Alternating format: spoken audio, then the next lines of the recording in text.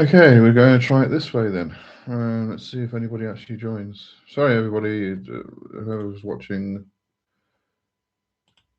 YouTube's really screwing around today. I'll try and do this.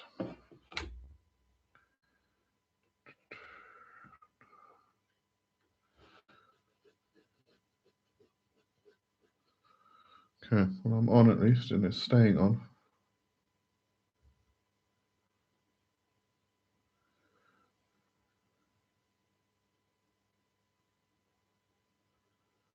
We'll see if it makes it past a minute.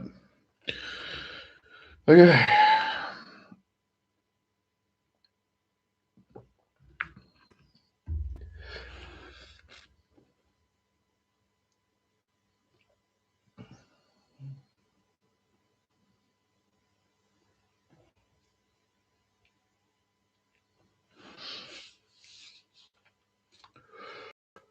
Oh, I see 3 people here.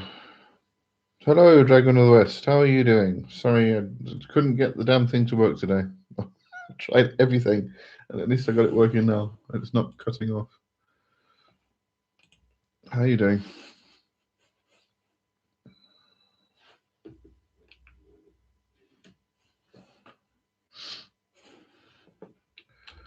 I need to do that.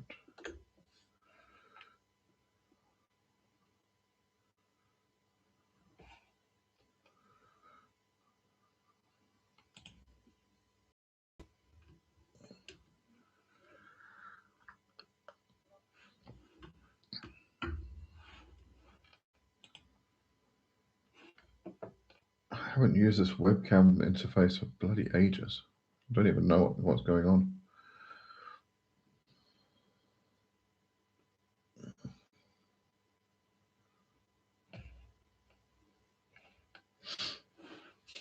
Right, well, we're going to have to see if anybody else joins. Good, so I can attend. That's okay, no problem. No problem. Yeah, we've had quite chatty lives over the past few months, actually. It's been cool. Right, I see people are finally joining. Phileas, hello. Yes, I'm back. Don't know what the hell happened. It was weird as hell. I started on Streamlabs like I normally do, and a minute in, it just ended the live on YouTube, but not on Streamlabs. Tried it again, did the same thing. I tried the webcam interface instead of doing the streaming. That wouldn't connect. I tried the Streamlabs again. Eventually connected through this bloody webcam thing, which is a bit weird. But anyway, all right. So we're working. We are on. We're a go. Let's do this, shall we? All right. How's everybody been?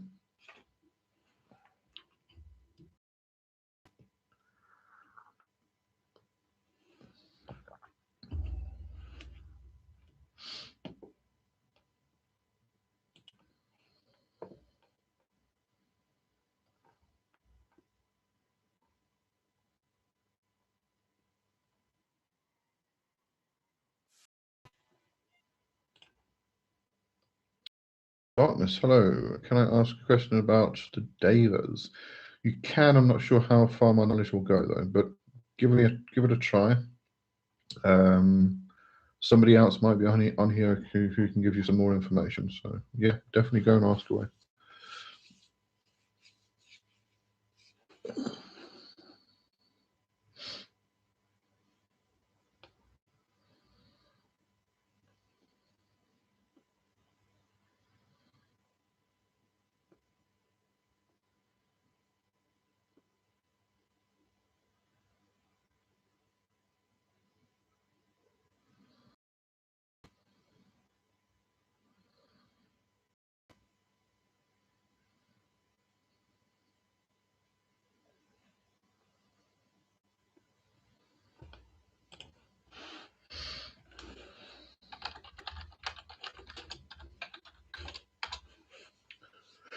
Phileas, reaching out a departed friend as of tonight, if you know what I mean.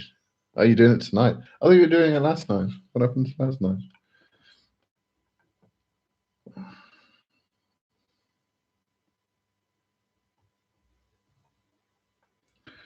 Here's an interesting old movie I've never seen before, Necromancy, 1970. I'm going to download that and watch that. Right, Child of the Darkness. Have you ever contacted a Deva with the names Victus, Vicus, Yanamar? No, I haven't. Never heard those names. This male entity reached out to me and he seems to have very dark energy. Never heard those names before, must I? Let's have a look if I can find anything. Victus.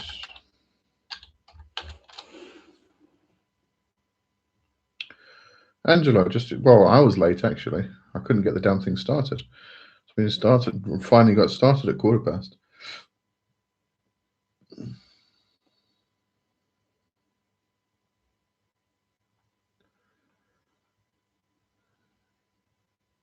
Okay, Ve Victus is Latin. Woe to the conquered.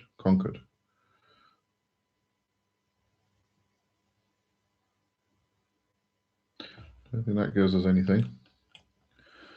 Once we got Yonamar.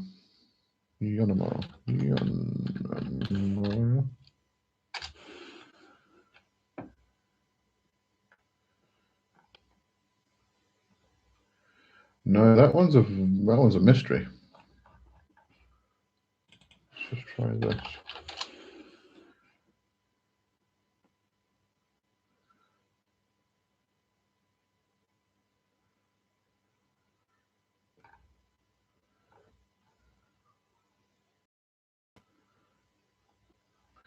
No, I can't find anything about those. Sorry, mate. That's an interesting one.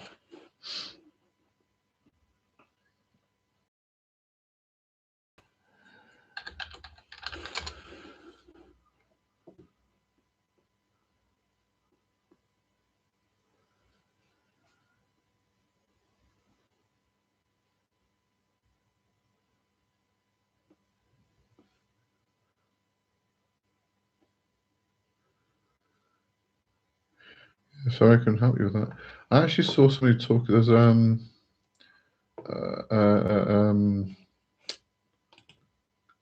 conference happening in October online.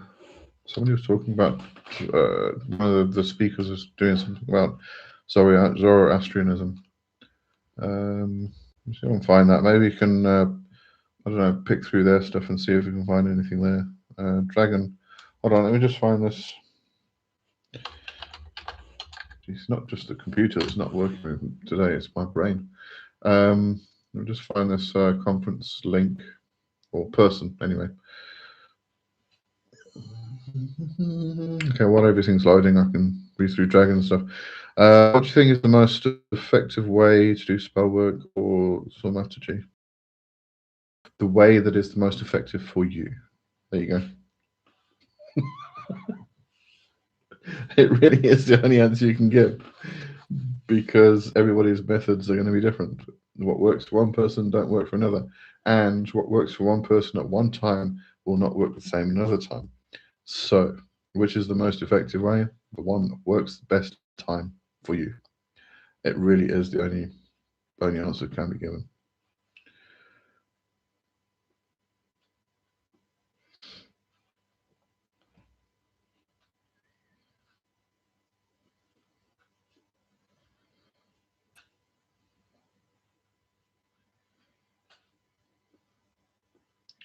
Okay, Child of Darkness, I will get the name eventually. Please bear with me. We are definitely experiencing computer errors and painful things today. There we go. That's the conference. In fact, I'm going to post a conference here. It's a Foolish Fish gig. He's setting up some great names on it.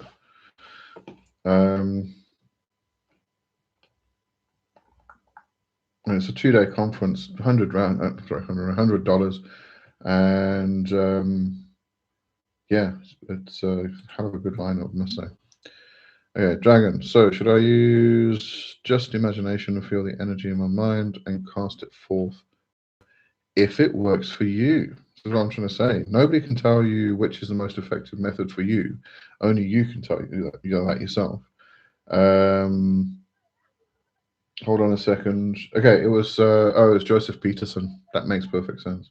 So maybe go and have a look through some of his grimoire work and things like that, or I don't know, try and grab him on Facebook or something like that. Maybe might help. All right, so Dragon. All right, so here's the nitty gritty.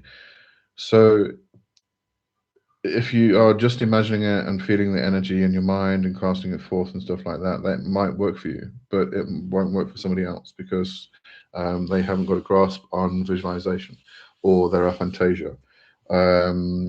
Any number of reasons why it won't work for them. So maybe they need to do talismans. Maybe they need to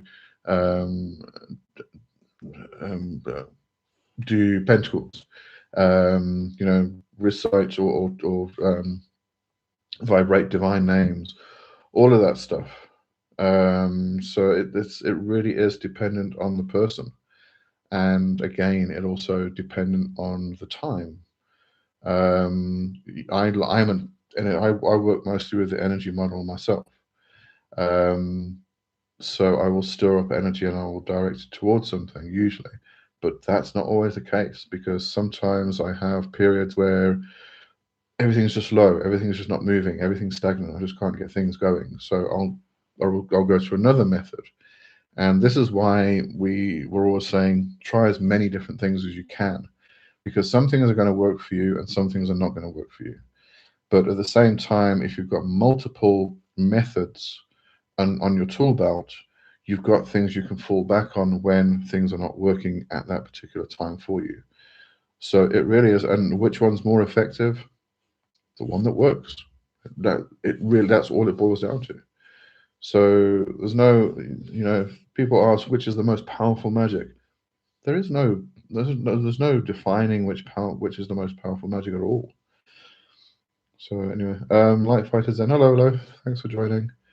Dragon, is the best method is chosen by the practitioner, or is it found by him? Found by him. Oh wait, what do we mean by chosen or found? Because you can choose a method, but it might not work for you. Are you saying found by him as in something that the practitioner has just come up with by themselves? Again, it might not work better than other methods. So you're going to be a bit more defined there. Rick, hello, Rick. Thanks for joining. Anybody who's new, by the way, this is the Covenstead. You ask whatever you want to. There's no particular topics. Phileas, it's found. You'll know it when you find it. That's true. Dragon, does he choose a method or does he discover it works for him? Both.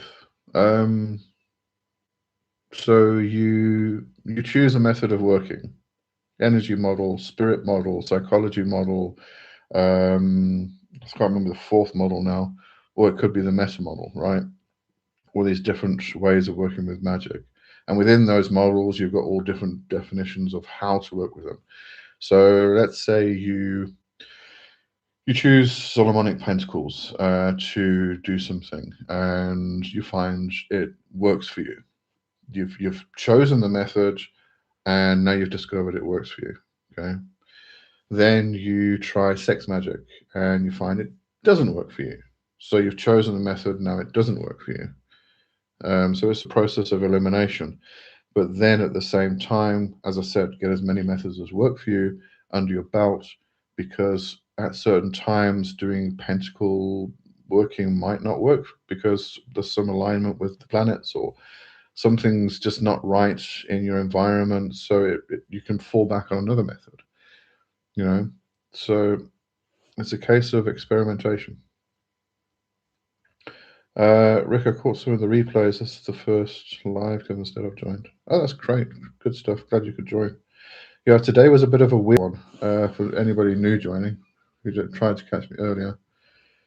My streaming software connected, and it connected on YouTube, and then a minute later YouTube stopped the live, but it was still running on my streaming software. So I don't know what was going on. So I finally got it to work this way. So I'm just sticking to it now. Let's hope it stays on anyway. Phileas, it's discovered. Yeah, I would say that. But at the same time, you also choose a method to try it, to experiment with it. Yeah. Child of Darkness, how does baneful demons work in general, carrying your will? How violent can they get? Been started working with a lot of baneful entities recently. I'm curious about it. All right, again, we're going to have to come back to personal definitions. What are you referring to when you mean baneful demons? Do you mean the daimonic, which has a particularly nasty office, a job description? Or are you talking about astral parasites? If you're talking about astral parasites, I don't even work with them because that's just way too much work. That's just too much of a headache. And there's millions and millions of other ways and spirits to work with. I wouldn't even bother. But if you're talking about baneful entities, as in those which are more focused on cursing, destruction, etc., etc., etc., then yeah, they're going to have a violent nature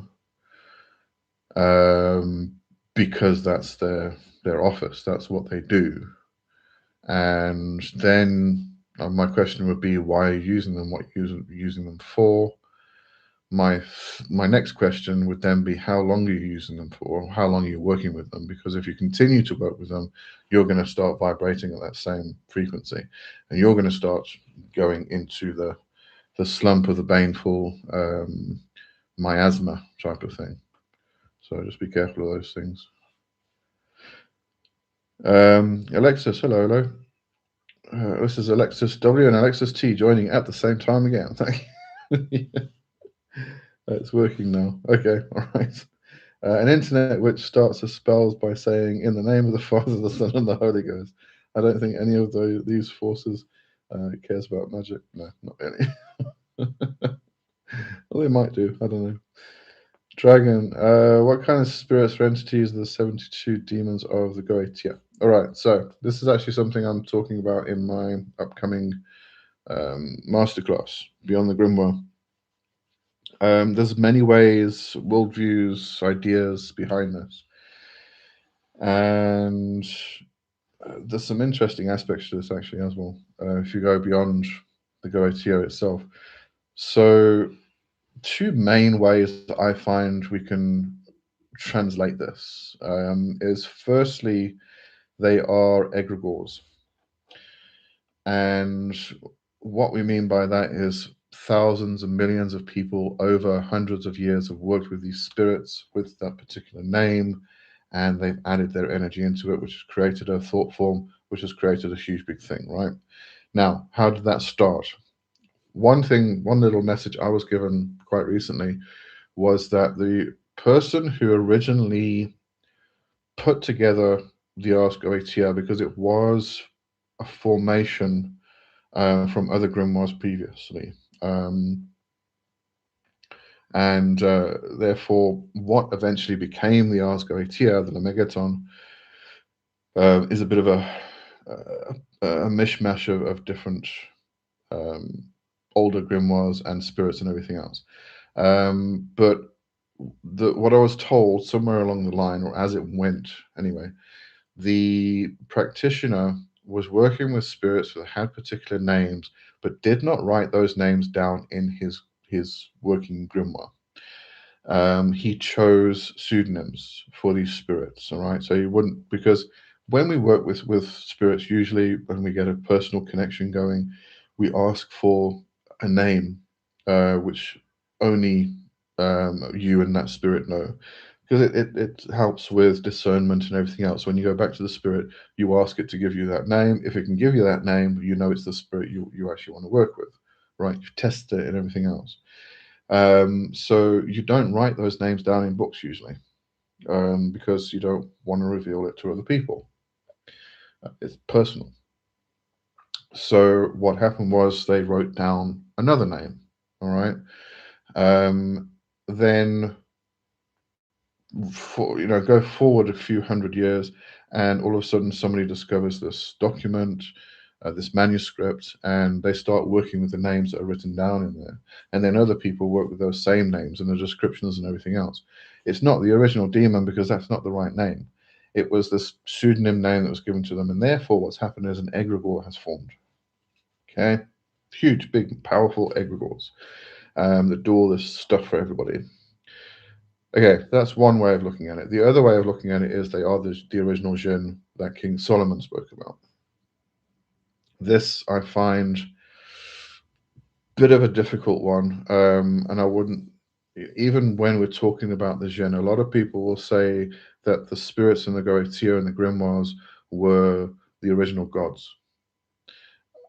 I don't actually, that I used to believe that for a while, but that's kind of been pushed aside.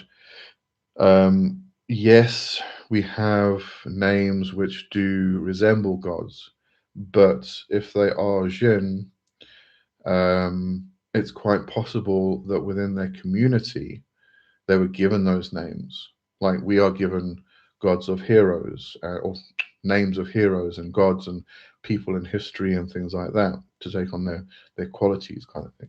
And I believe that's what happened with the jinn, if they are the jinn. So there's a few ways to look at this. Okay.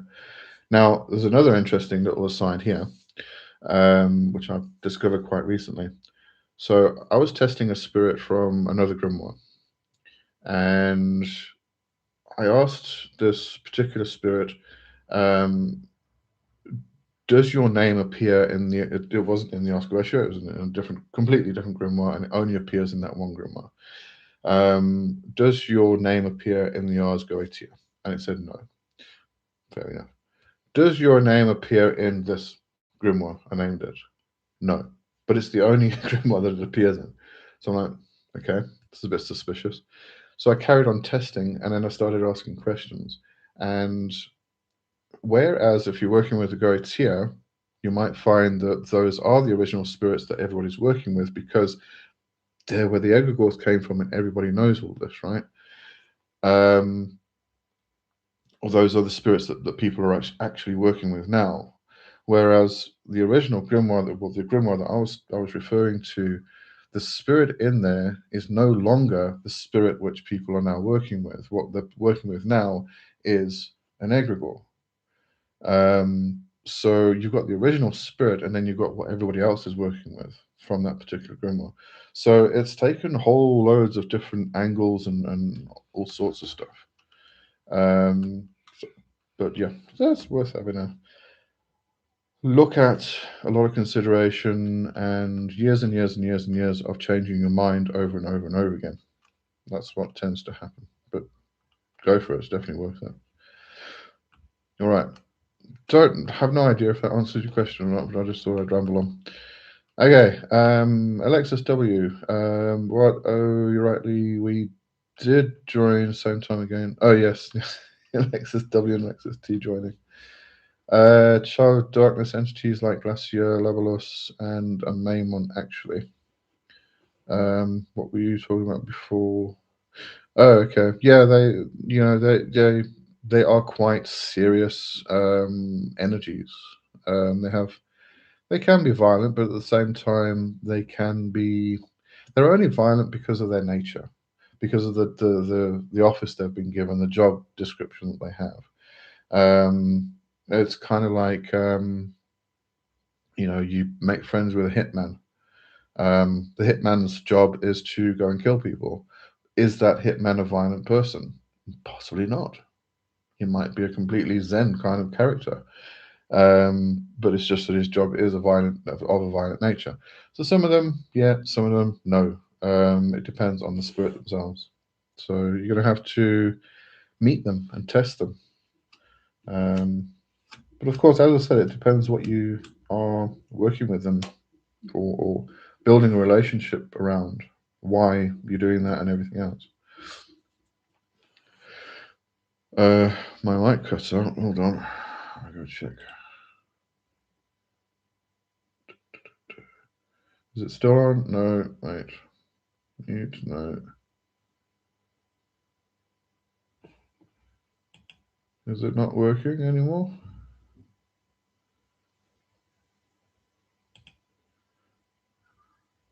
Okay, Logan can still hear me. And it's showing a little bar here. All right, so I assume it's working. Maybe just cut out for a little bit. All right, where were we now?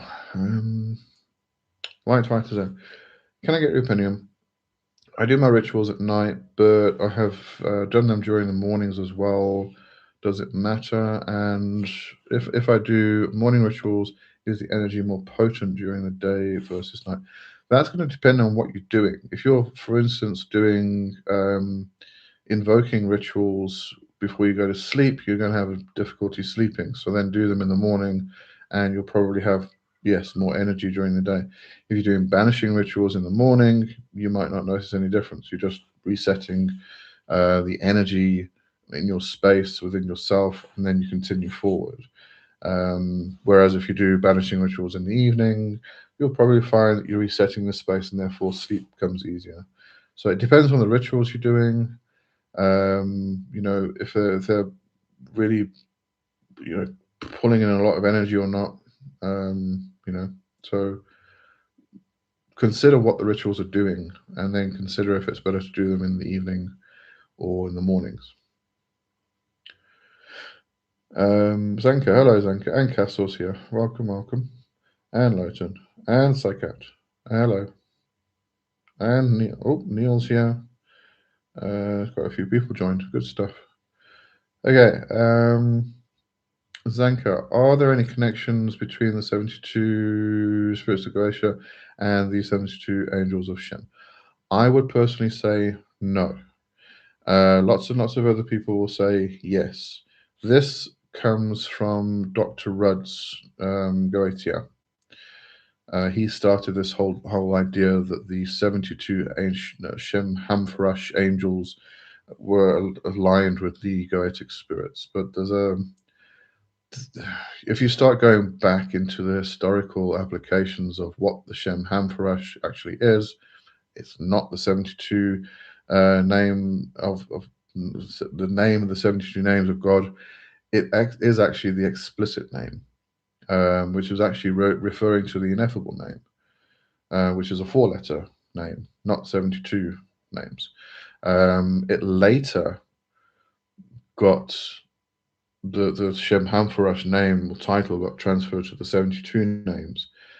But even then, people will disagree with that. That I think some people will say that it was more of a Hermetic Kabbalah thing that started going on.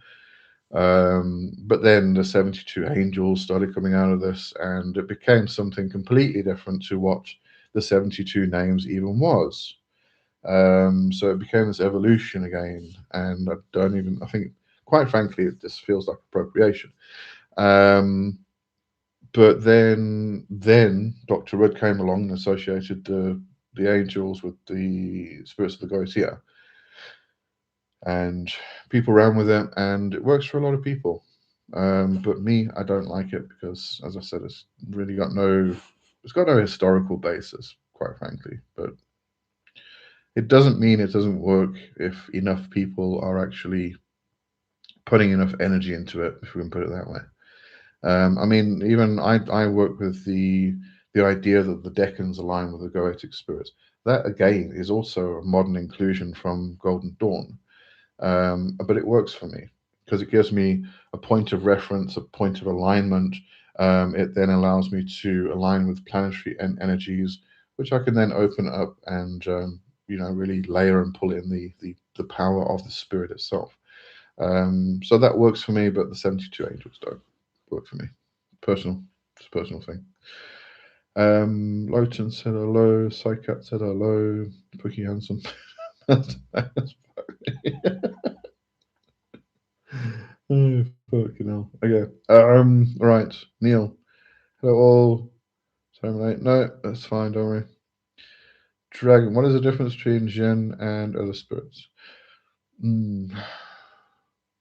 So, I try and put this as simple as possible. We know of fairy.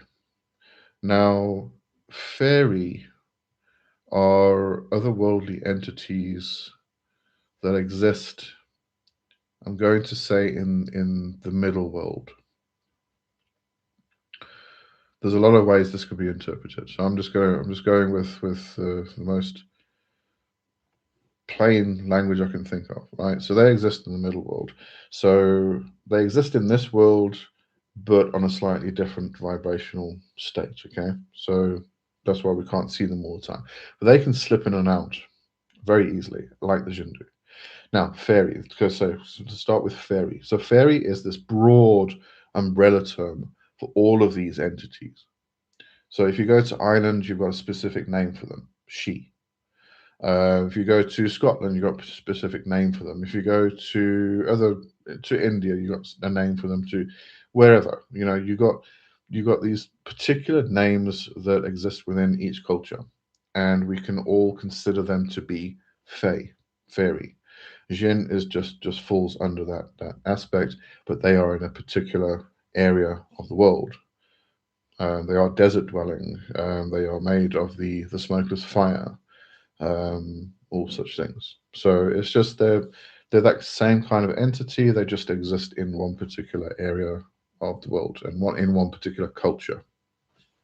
Okay.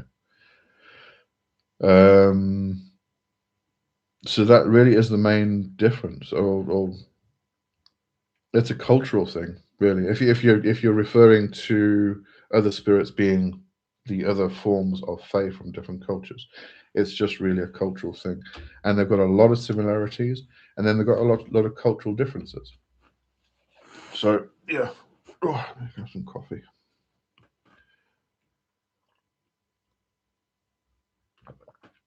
Leighton said, also depends on what you mean by violent nature. Yeah, exactly.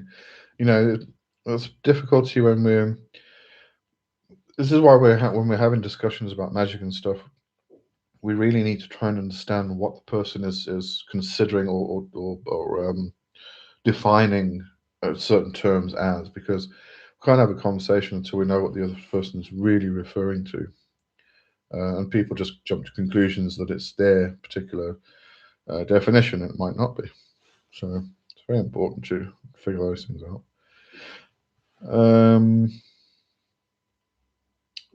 Andrea, hello, Andrea. Let's see, Psychic.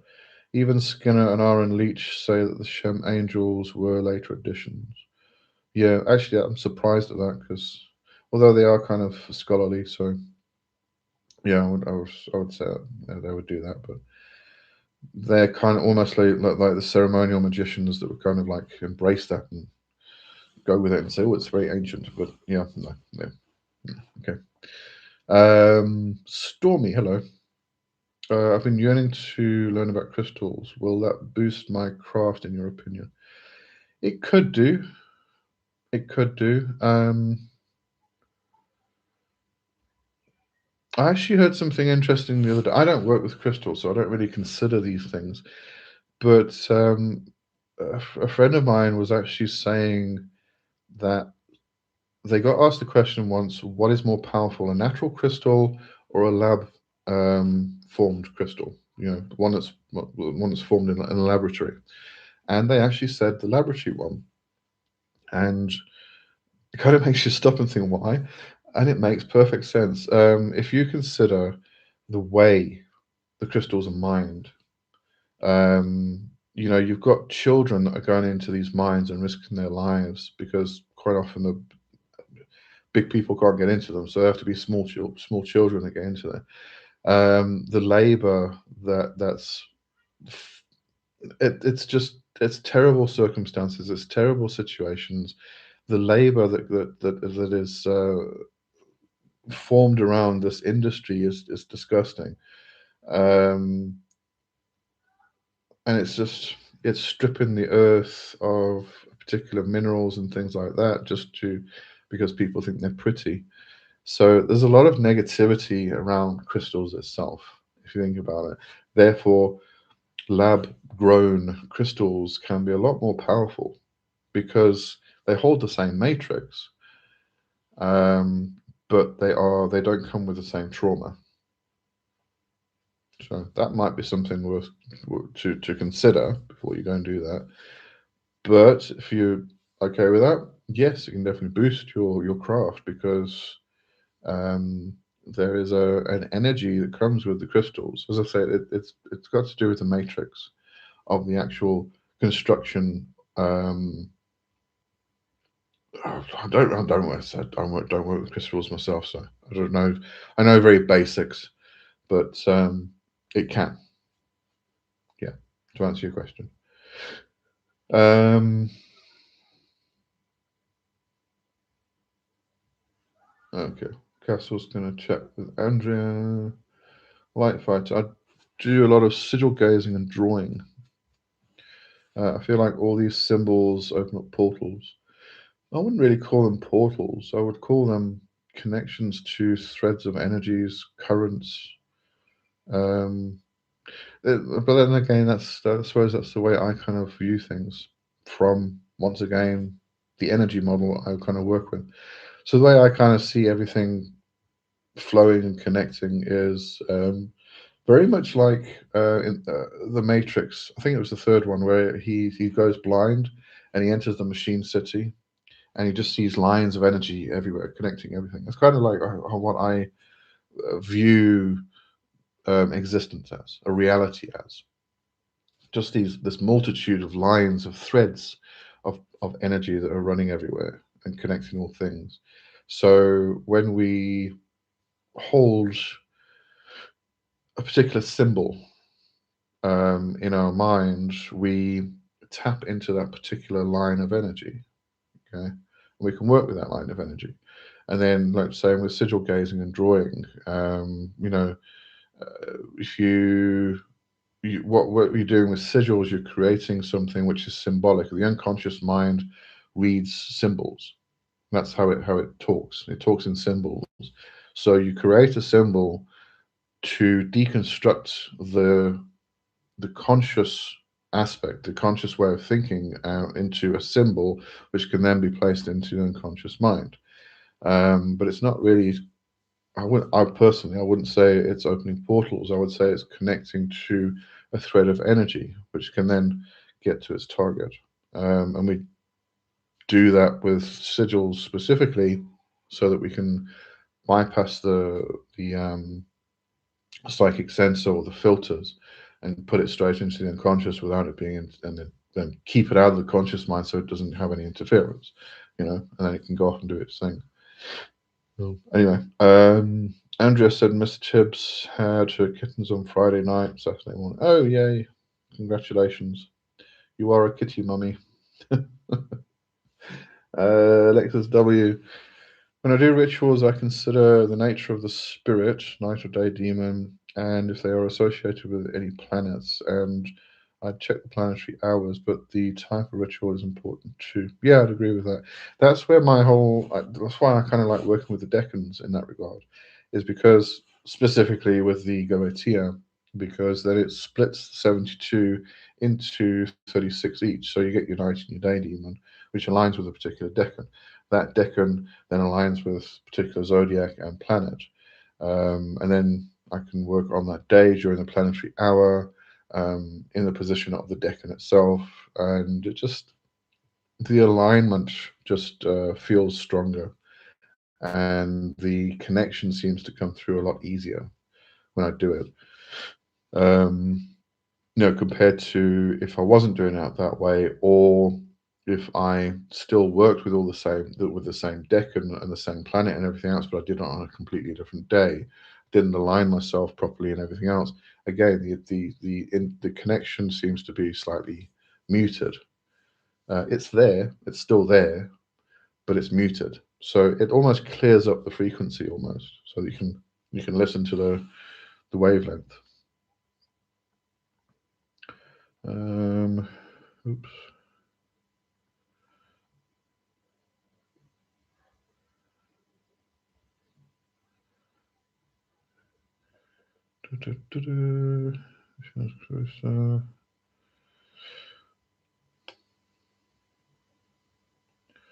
Angelo, many different species of them. Oh yes, of the Gen. I believe there are different classes, almost like sects almost of the Zen themselves. Yeah. Castor, I see there was an eclipse. Makes sense. I'm glad your health is better. Oh, that's just between there. Okay. 3 white, 3 tabbies. Sadly, the 7th month died. Oh. The Castor. Dragon. How does the astral plane relate to the middle world? Is it the middle world of shamanism? We're gonna have to come back to worldview again. So, my own understanding, the astral is the other world, the underworld. And actually, you know what? The astral is just everything. To tell you the truth, I think. Oh, what did I read Six Ways by Aidan Watchter recently, and he called it the field. I kind of like that term, the field. So what he refers to as we kind of talk about this reality, the physical reality, and then the underworld, right? But we also split it into 3 usually. So you've got the underworld, you've got the physical reality, and then you've got the overworld. So all different worldviews kind of do it in different ways, but it quite often is tripartite nature. Um, and he takes all of them and all of them together, and he calls it the field. Now, I would call that the astral because you can move astrally through the physical as much as you can through the underworld or the other worlds. Um, so that would be my definition of astral: is everything really. It's just not physical. Okay.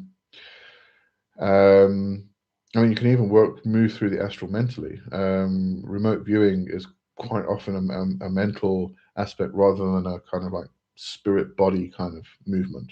When we do journey work, we could argue that we are consciously moving moving our consciousness through different planes, all at the same time. So, you know, astral, I would personally say, is kind of everything.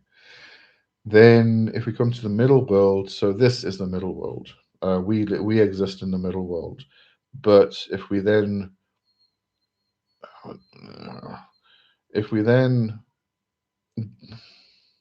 I hate the word separation, but I'm going to have to use it. If we separate the physical from the energetic, and when I say energetic, I do mean emotional, mental, spiritual, etc., etc., etc., right? But then we have the physical and we have this energetic, and they exist together, and on some level we can obviously interact with them. But then there's another level, a 5-dimensional level, a fourth dimensional level, or whatever. I hate these bloody, because then we start thinking we're talking about new age stuff, but we're not. So we get these entities which exist on a different vibrational state. Okay. The new age people have really fucked everything up for all of us, haven't they? We can't even talk in our own terms anymore because, anyway. So, but they can pop in and out, okay? But then we get the other aspects of the underworld or the other worlds, where we have some people will talk about the overworld or the upper world, and some people talk about the lower world or the underworld, or these be separate beings, separate places. And this is where we get this idea of the 3 worlds within shamanism, etc., etc., etc. So you got your upper world, where often people talk about that being where celestial entities exist. And then you get the middle world, where we exist and where nature spirits exist, where fairies exist, etc., etc. And then you get the underworld, where animal spirits, the dead, the ancestors live. Some people will bring the fairy into that realm, whereas some people will include the fairy in the middle world realm, all of this stuff. But if we take the physical and then everything else, that everything else becomes the underworld, in my understanding, in my interpretation. When we get to the overworld, that becomes something which is completely and utterly separate from anything we can experience. It's beyond, it's in the universe which we can't touch yet. We haven't touched yet. It hasn't come into our underworld understanding. So that becomes something different to what other people's interpretations are. Again, as I said, it comes down to worldview. But yeah, middle world is quite often that idea of what you're talking about in the world of shamanism. And interestingly enough, if you actually go into, I'm just going to ramble today. So I'm going to let the questions build up. Still got an hour. If we go into things like core shamanism with Michael Harner, the entities he talks about are usually in the underworld or the upper world, and they're rather benevolent entities. The one thing that core shamanism and New Age shamanism doesn't often touch on are the middle world entities where the traditional shamans used to exist and work in, and those are nasty little buggers. They are the Fae. They are the Shi and the Jin and everything else. They can be so nasty. They can come along and they don't like you. They'll just wipe you off, just kill you. Just give you sickness. Do whatever they want with you. Some are nice. Some are great to work with, but you have to appease them. You have to know how to work with them. But these are the spirits that the traditional shamans work with, and the core shamans and the New Age shamans, they're too scared. They won't work with that. Yeah. So anyway, correct. Carrying on then. Boom, boom, boom. And so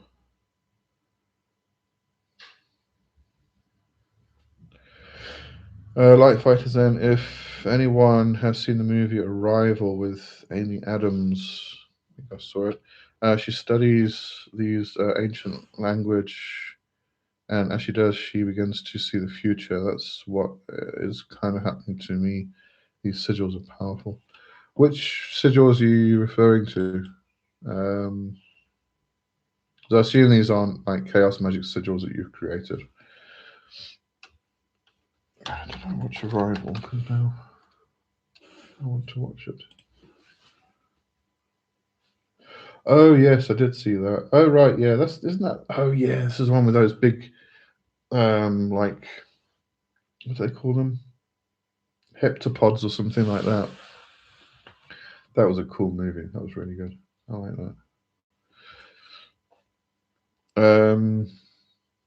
Right, Phileas, do you think it would be practical to use poetry as a medium for spirit contact?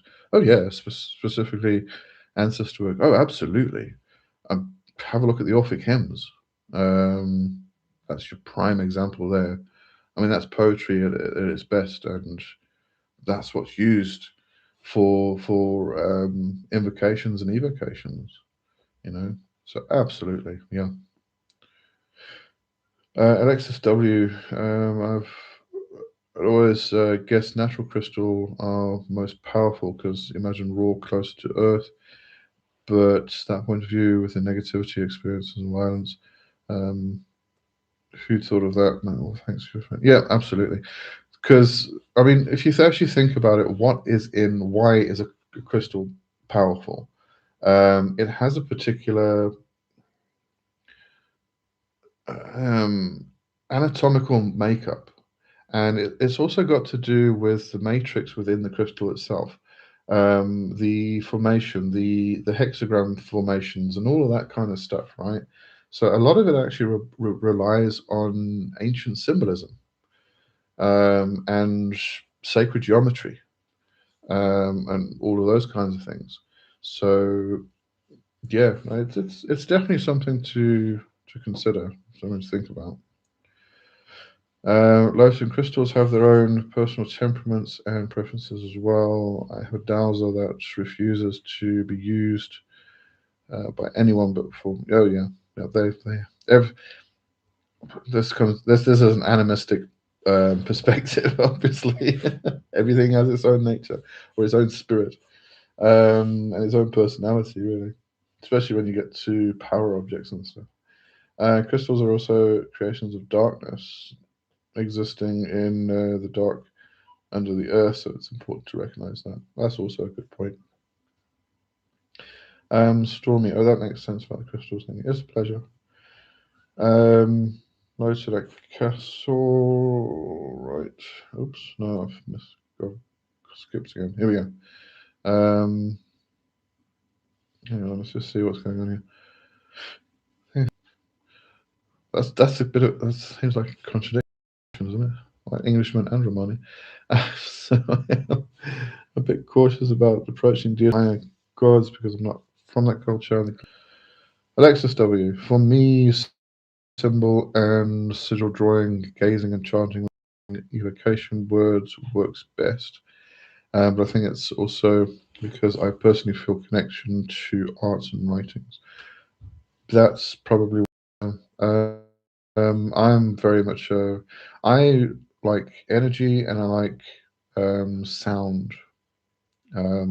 So mantra yoga works amazingly for me. I like repeating and chanting particular mantras and things. But also I love like spells from the PGM where you're evoking barbarous names and barbarous words, and then doing vibrations of divine names and stuff. I love it. It just works so well for me because I like sound. I like the weird thing is I don't actually use a lot of music in my spiritual work and workings and rituals and stuff.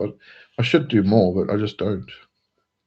But I like sound so much. It doesn't make any sense really. Yeah. Alexis T. Some wizards use organite as well. I know that this material creates positive radiation, which is beneficial for our health. However, I don't see how this helps with magic. I haven't gotten into that myself either. Hold on, I just want to check what the. That's where they're making these pyramids with the pyramid caps and whatnot. Oh yeah, yeah. This is one of those lab made elements. Metal shavings and quartz crystals. Yeah, I could see how that could work. It would definitely create a concentration of power. No, I'm going to have to experiment with that now in the future. Another thing to add to my list. Hold on, let me just add to my list. Why don't we while we're here? There's one. Oh, I've closed it. Okay, not going to add to my list. Castle, half white, half Native American. Blah blah blah. Oh.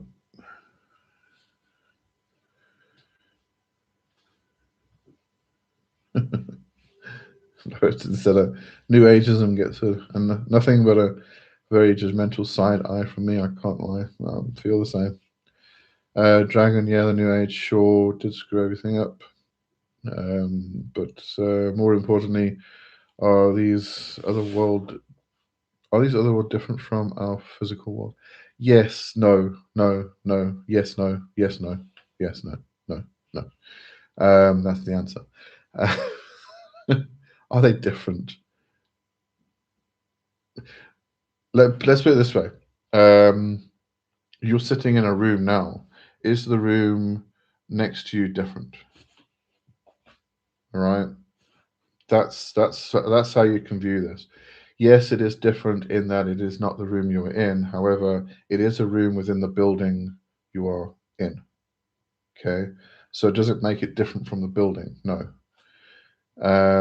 So it's like walking into different rooms. Many mansions kind of thing. But yeah, or the other world, it's just a when we talk about the underworld, it's a huge expanse. You've got if you go into Nordic, Germanic, you've got Yggdrasil with the nine worlds kind of thing. It's kind of like mapping it out into different areas. But at the same time, that's not really even true, because those have physical connections to our physical world. Each of those each of the nine worlds um, have a physical connection, a physical lineup. So they're not separate from it either. But yeah, it's like walking into different rooms. Really, the only way I can explain it, I think. many rooms in a large mansion. The physical is just one of them, kind of thing. In fact, we could say that. Oh God, how would I explain this? Trying to think. So, if you imagine a mansion, a house, or a building, okay, and it's got lots and lots of different rooms in it, then that same house with all of the same rooms over here, okay, and you then bring them together and they overlap. They are the same, but whereas somebody in one building cannot see the entities in the other building or the people in the other building, the people in this building can see everything in this one. Is this making sense? I'm not sure if it is. But they are the same building. It's just that they exist on different levels. You know, they're in the same space. So we can extend this into look around the room you're in at the moment. Do you see anybody there? No, you do not.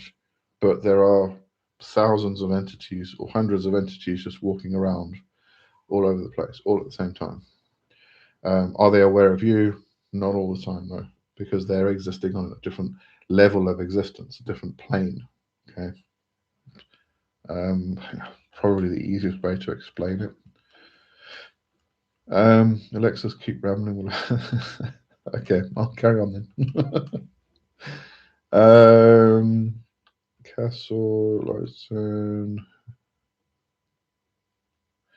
This connection is stuttering. Is that? Yeah, it's going to do that from time to time, I'm afraid. Sorry about that. I've got these little dots down here on the screen, and one's green and the others are white, and I don't know what it means. Anyway.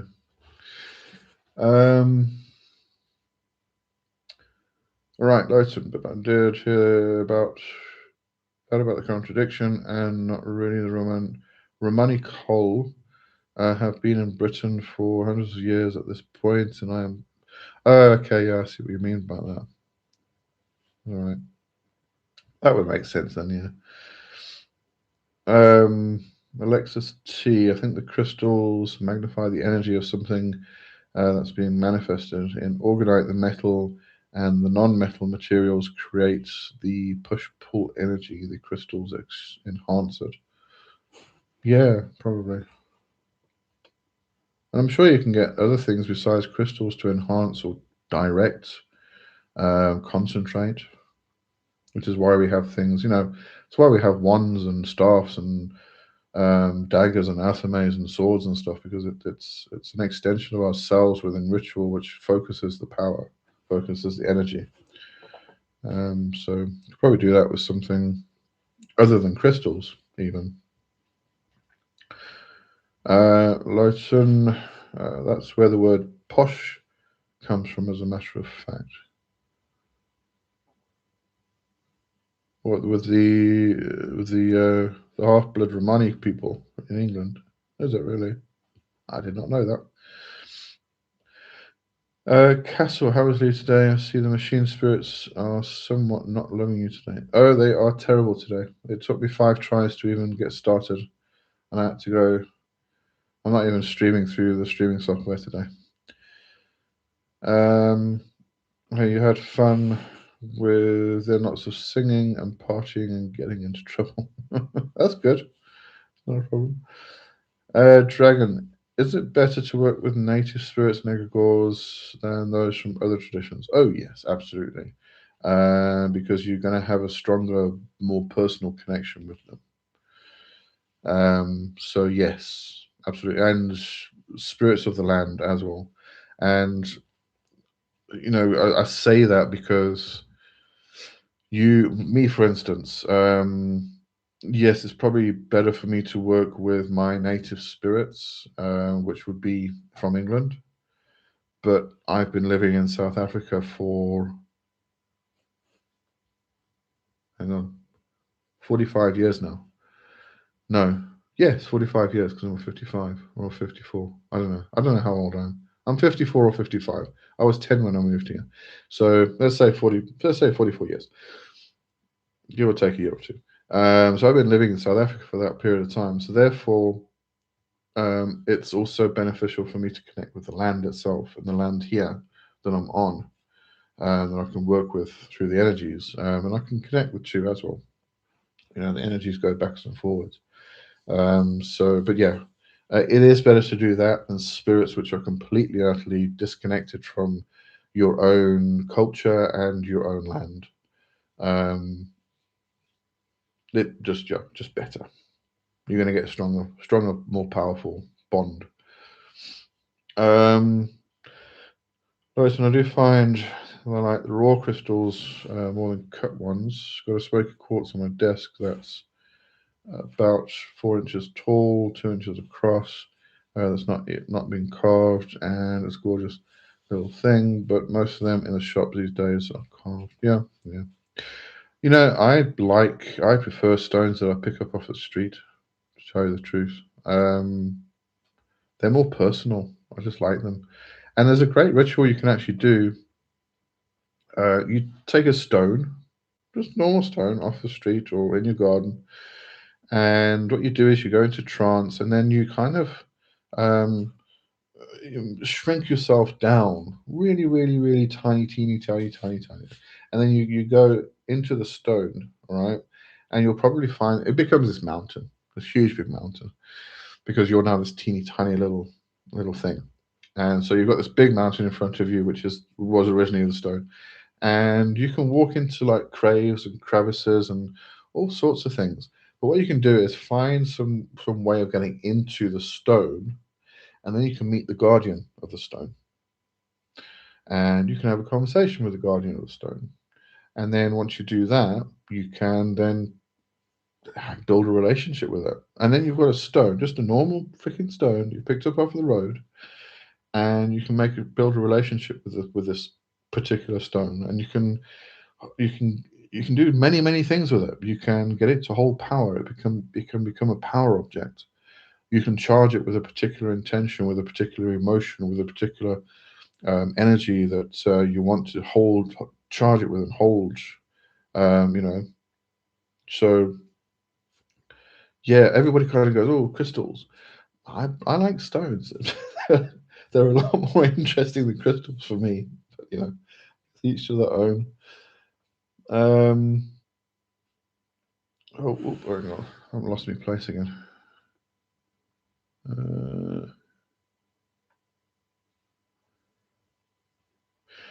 So I have to get the holy oils and incense for the machine spirit. I'll just throw some rock salts on it. I had a friend who used to do that when the public phone wasn't working. She used to throw rock salts on it, and it worked. But yeah, there's a lot of words in English that come from Romani, like pal, shiv, lollipop, hocus pocus, gabo, to be interesting. Yeah, we don't realize these things, do we? And it was like last week I was talking about particular terms that we use, and they've just become so normal for everybody to use within the spiritual, magical community. And then when you really sit down and think about it, it's like it becomes appropriation because it's usually from hoodoo, you know. But we don't kind of realize it's just become so common for everybody to use it, so we don't think about it. Castle, throw you in there. Wrote some pretty sure gibberish and cut off the jib. Oh, okay. Also comes from a money chib, meaning language. Yeah, gibberish would mean that. Lotus need to appease the Omnissa for happy machine spirits. So I cut 3 more likes, and it will be a lucky 13 likes for the lucky 13 viewers. Casso, yes, Lowton, those machine spirits can be unruly. Lowton, those two. Dragon, how is it there in Africa, both generally and spiritually? Well, I'm in South Africa. It's a big country, but yeah, it's lovely here. It's my home, so um, nothing wrong with that. Spiritually, it's fine. I think there's a lot more freedom here actually, because we have, was it I think it's 11. I think somebody actually mentioned recently it's become 13 official languages. But there's even more languages than that. But there's the official languages itself. As far as I know, are 11. 3 of those are sign language, English, and Afrikaans, and then the others are all South African languages. So you've got your Xhosa, your Pedi, isiZulu. I can't remember all of them now. But because of that, I think lots more accepted. At the same time, you have your racism, and you have your segregations and everything else like you do everywhere. It's normal living human life, really. But it does seem to be a lot more accepting here than a lot of other countries, which I really, really appreciate. Loads, and there's also beach glass. Oh yeah, which are pebble-like stones that are formed by human-made glass being worn. Oh yeah, but a lot of people actually use beach glass in their magic, as far as I remember. Light Fighter's End. I'm going to try that. Oh, that the Stone Guardian. Yeah, it's a great practice, really is. Lighting, got a few of those I collected from a beach. Gave one to my sister, which I kind of regret doing, because I have a distinct feeling it was supposed to be for me. Don't you hate it when that happens? You give something because it's so pretty. You just give it away to somebody, and then you realise, oh, I wanted it actually. I do actually need to put some stuff in my calendar, so let's do this. Now I can't remember what I was going to put in earlier. I was going to put something in my notes to remember to do. I don't remember. I've forgotten now. Getting old. I'm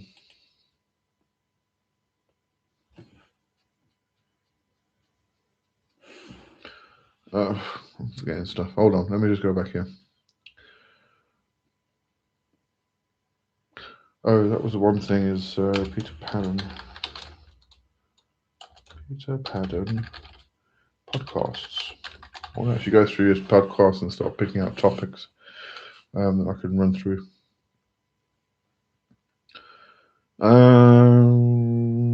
Phileas. Should I just start with a glass of water for tonight as an offering, or maybe some black tea? He was a British man after all. I would probably go with tea. Was there any particular? I know who you're talking about, but I'm not going to broadcast it. Is there any particular drink that he liked?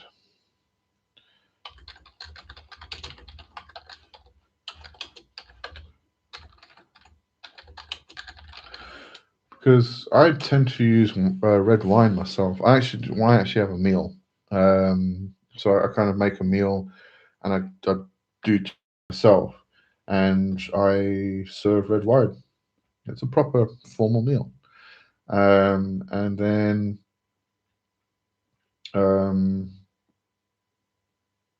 yeah, and then I'll sit down and have a meal with them. You can obviously replace the wine with like something like grape juice. Doesn't need to be alcoholic.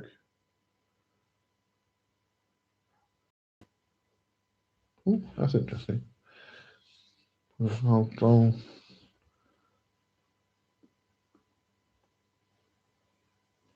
that's very alcoholic though. Yeah, not going there. Right. So, but anyway, I think you get the idea. Yes, it can be water, but being an Englishman, he would have probably drunk tea, because they do like their tea. But otherwise, some grape juice or something like that. Yeah. Dragon, there are some interesting tones here. How do I charge it and make it a talisman? What are we talking about? Are you talking about the stone that you pick up off the street, the crystal, or the beach glass? And I would prefer to use the term charm or amulet, or there's a lot of other names besides talisman. There's really, if we're being honest about definitions and things like that, talisman really is astrological, and very specific. And if you don't get it right, you can really screw things up.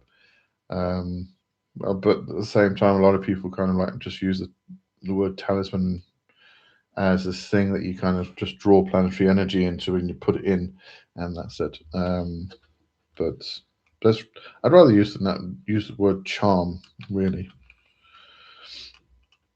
But anyway, what are we talking about? The stones. If we're talking about the stones, oh, yeah, I see you said tones. It's probably stones. Yeah, okay. So there are some interesting stones here. How do I charge it? So the same way you would with any kind of energy work, really. You kind of, if you want to, for instance, charge it with an emotion, you well up the emotion until you're really feeling it, and then you take all of that and you put it into a little ball and you push it into the object. If it's, you want to charge it with a particular element, you would call up the element. You would breathe that element in, or pull it up from your nil center, and you would really get the element moving through your body, through your system, and then you move it all down into your hands, into a little ball, push it into the object. So it's about drawing the energy of the thing that you want to imbue the object with, and you then focus it, you channel it, push it into the object. Okay.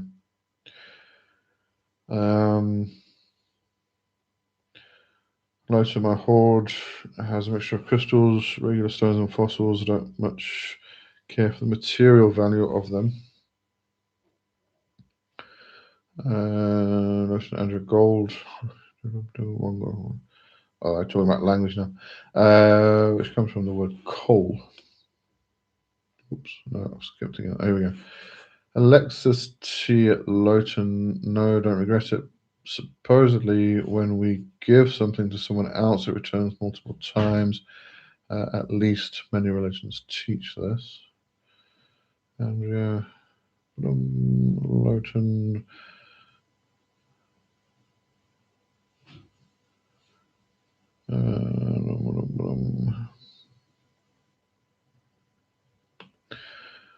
Okay, dragon. There was a time when I was small when I thought beach glass were crystals around the beach, so worn down were they by the lake water. Yeah, I think practically every child used to think that same thing. They're like really colourful crystals. They're all smoothed out and stuff. Yeah.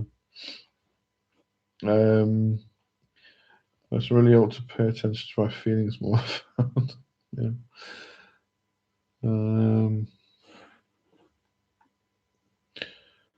Angela, have you read Aquino books from the Temple of Set? One is called Star something.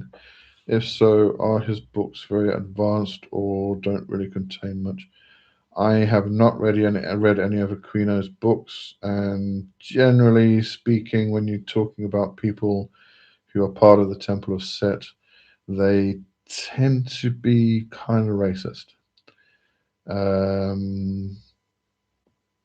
And there's a lot of sexual predation that tends to surface from things that go on there as well. There's just a group of people that I don't particularly like myself, and Aquino is one of them. Yeah, Aquino was the one who started collecting Nazi memorabilia. He made some whole video about Nazism. So yeah, no, I don't. I stay away from those kind of things. Those people, I don't find them. If there is value in their books, you can find it somewhere else without getting immersed in, the racism and the neo-Nazi attitude, which will come through in their writings and stuff. So you're gonna be exposed to that. And do you really want to expose yourself to Nazi ideologies and things like that. I don't think there's any reason or need for it. So no, I don't. Dragon stones, some interesting stones. It was a misspell. Yeah, sorry, I'll figure that out eventually. Lighten, I would say ask them if they want to be talismans first. There is that. Dragon White Charm, that is the benefits and drawback and how to make it. So yeah, as I said, you kind of pull in the energy of the planetary, the elemental, the emotional, the mental, whatever that thing is that you want to push into that item, and you literally pull it into your body, you push it through everywhere, out into your hands, and you push it in. You create a little ball, concentration of that power, and you move it and push it into the object, and it gets stored in the object. That's what it is.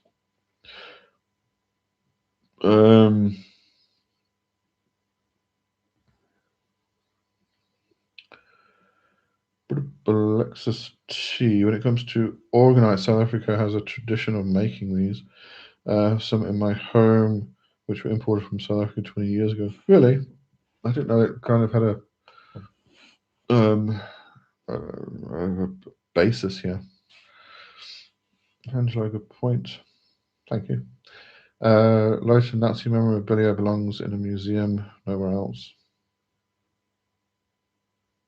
I'd rather burn it, to be honest with you. Burn or bury it. Get rid of it. I don't want it around anywhere. Yeah, anyway. Oh, I can drink the coffee now. Now it's cold.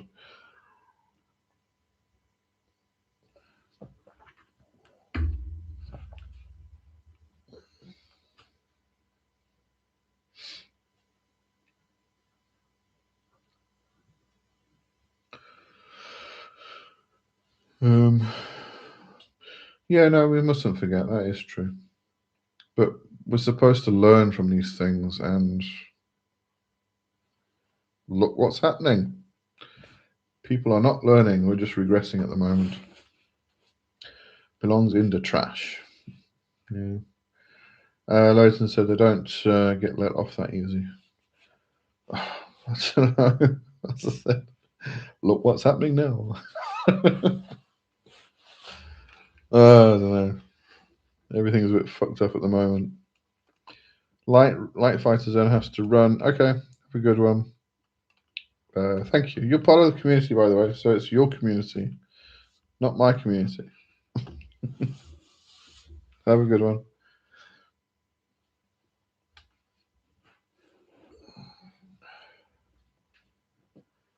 Right. I haven't even spoken about what's happening this month. What's happening this month? Or at the moment, we're at the end of the month now, aren't we? So, if you do want to work, damn it. If you do want to get in on the Goetia Masterclass, the early bird special is ending this week, midweek, I think, or Thursday, I think it is. So grab that before that's gone. The Crooked Path Masterclass starting on the 6th of September. The Goetia one, which is Beyond the Grimoire, is starting 20th of September. I'll get my dates. Yes, 20th September.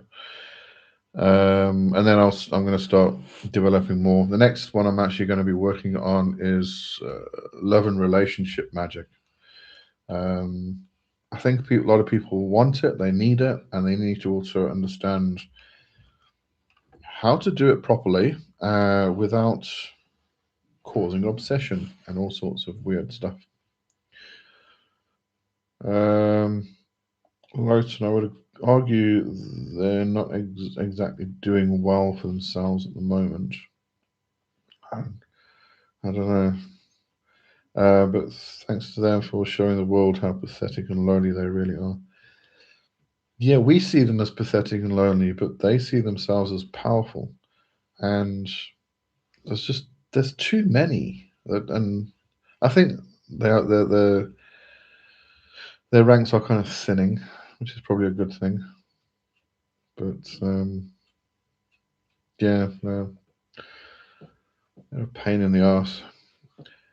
But yeah, I think we shouldn't forget, but they must just fuck off now. You know, it's enough. We won't forget them. We'll be nice about that, but they must just piss off. You know, I don't want them on the planet anymore. Just go away. Angelo, do you think Madras? Oh, that's Mudras. Finger magic and different fingers represent planet energies and elements, etc. Is this form of magic very potent and brings results? Yes, but you've got to understand what you're doing there. Mudras are it's Hinduism, and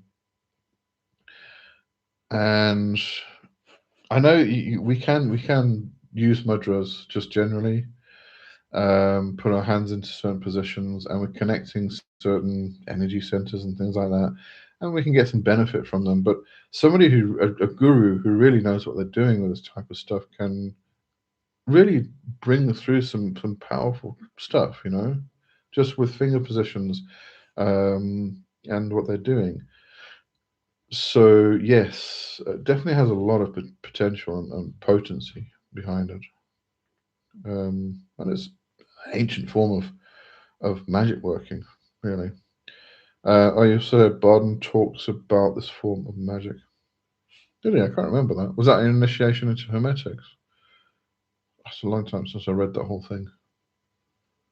But yeah, I could imagine he would because he was very all over the place,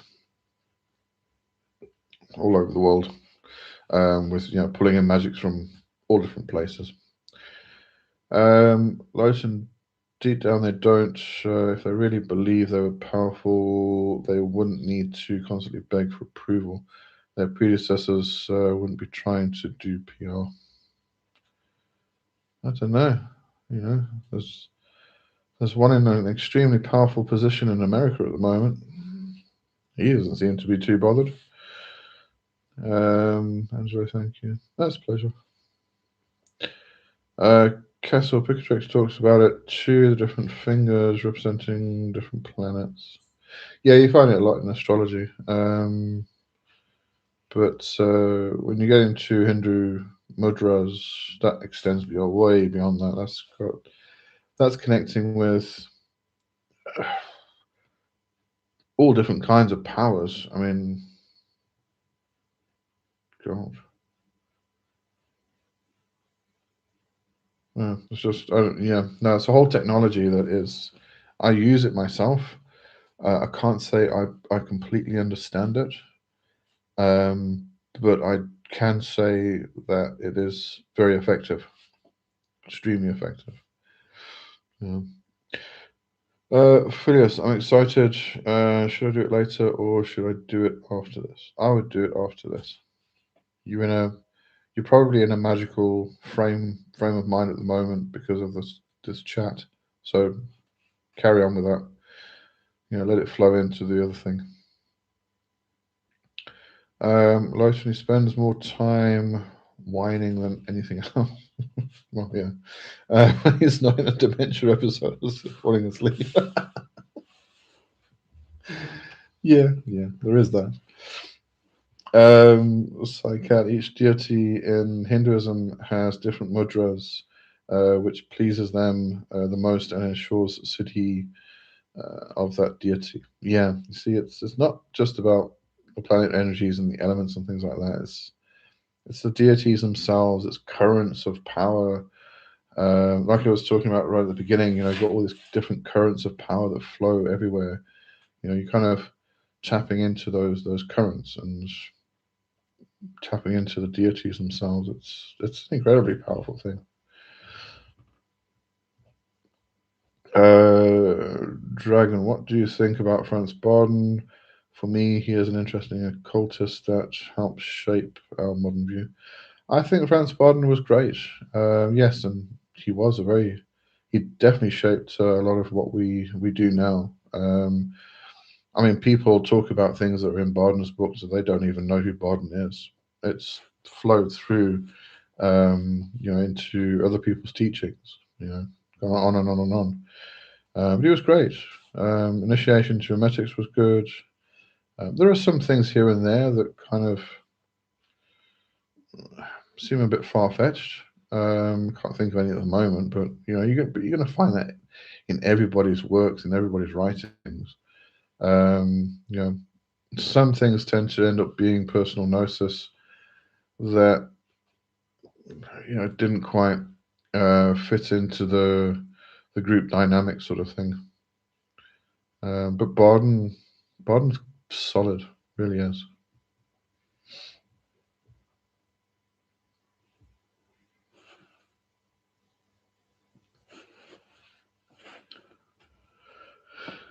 Right. I was talking about what I'm doing this month. Okay, so there's the workshops. Book club, what's happening? Where are we? Oh, book clubs this month is only on the 30th. Is that right? Yeah, it's on the 30th.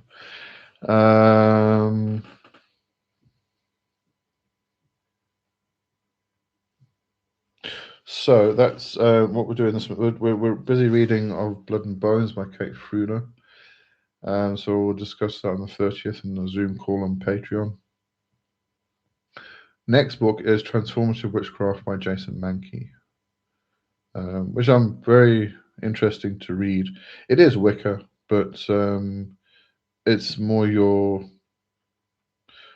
initiatory Wicca base rather than your Neo Wicca. So there should be some interesting traditional aspects within that book, I think.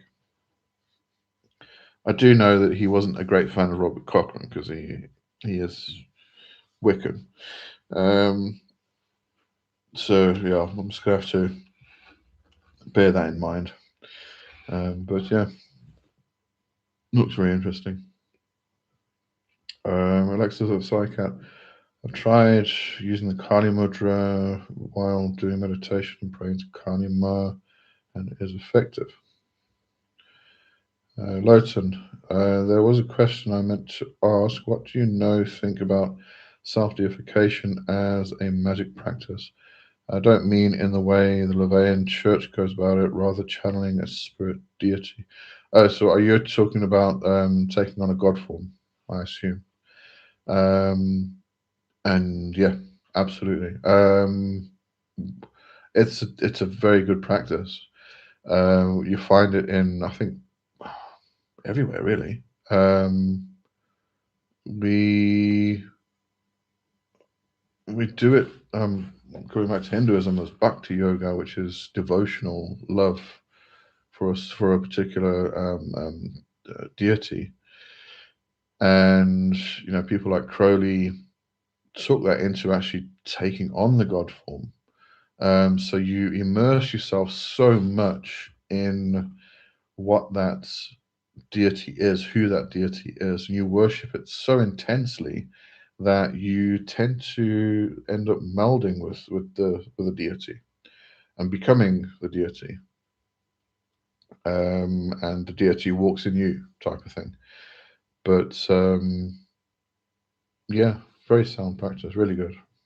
If that's what I'm assuming, that's what you're talking about, anyway. Hang on, let's just see. Alexis, what does Siddhi mean? I'm sure Psycap will answer, but in the meantime, Siddhis are powers that are granted to you by the gods.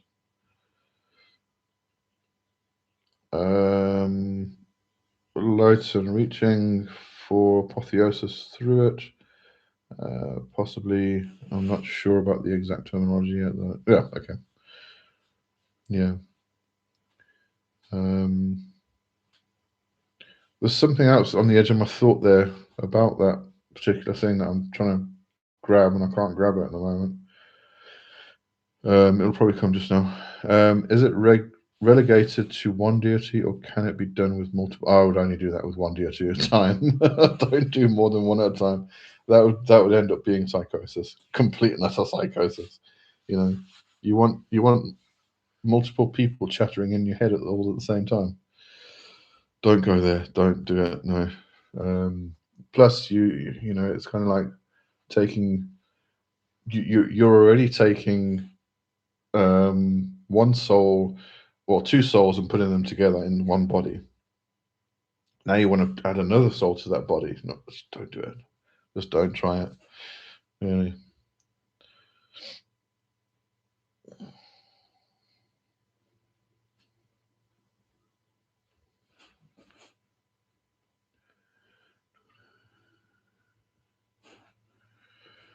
What's the other thing I was thinking about in that regard? I was thinking of possession work, but that's more kind of like temporary. Where what you're talking about is, you know, a long-term union with the specific deity. Yeah, so it wouldn't really be possession work. It is, but not what you know. We're talking like doing a ritual where you're invoking a spirit and you bring it into your body so it can talk through you to a group of people, and then you know, and then you end it, you close it off, and that's it. Not quite the same thing.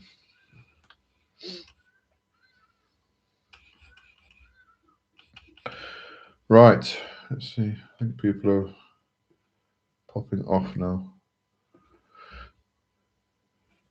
So that's about 10 minutes left. If anybody's got anything they want to throw in the chat quickly before we go.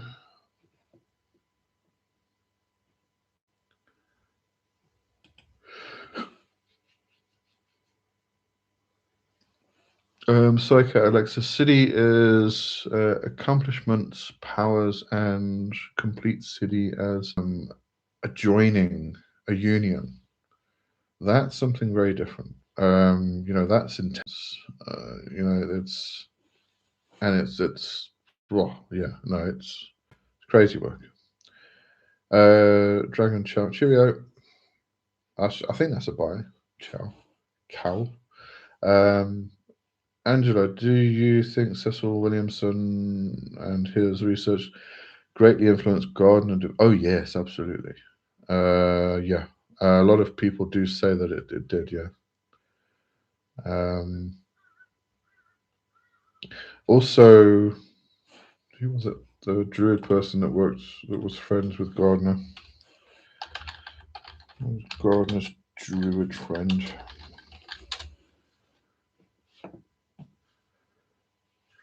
Because at the time when he was, Ross Nichols, that was it. At the time when they were when Gardner was kind of like formulating this idea of what later became called Wicca, he was kind of doing it at the same time with Ross Nichols, which is why modern Druidry has a very strong neo-Wiccan influence and feel to it. This is when they were rambling around naked in the nature reserves and places and whatnot. Alarm's going off now. But yeah, they were great friends, him and Ross Nichols, and they kind of like would discuss obviously all of this stuff, and they split off. Ross Nichols went towards Druidry, Gardner went towards witchcraft, and but there is a lot of overlap because they were pulling in the same materials and same understanding, same philosophies and everything else. But Williamson definitely had an influence on that. Well, so did Crowley. I mean, the influence of the amount of Thelema that is prevalent in Gardner's Wicca is huge. Phileas, what Hebrew name should I put on the dagger? I can't tell you that. How am I going to tell you that? Hello. There you go. Or you can give it a name. Ask it what its name is. There you go. find out what its name is. There's a great method of working with the tarot to find out a name for a book or things like that.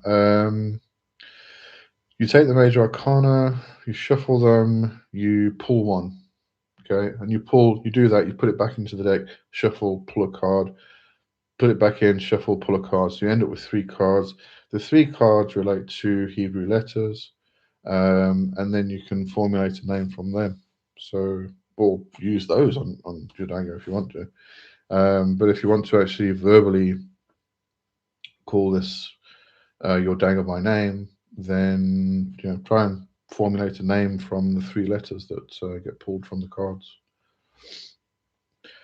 Lotion, I go by the username Rahab Chemosh on Twitter, on Twitch, and I didn't realize it at first, but those 2 words are from the same language branch, so I had effectively named myself Pride of Chemosh. That's okay. That's quite a good name. But you find that with a lot of places in England, Wales, and stuff like that. Where, I can't think of the example now. But different cultures came along, and they kind of like it's like a mound. So in that language, they just name it mound, and then the next culture comes along with their language, and they just name it mound in their language.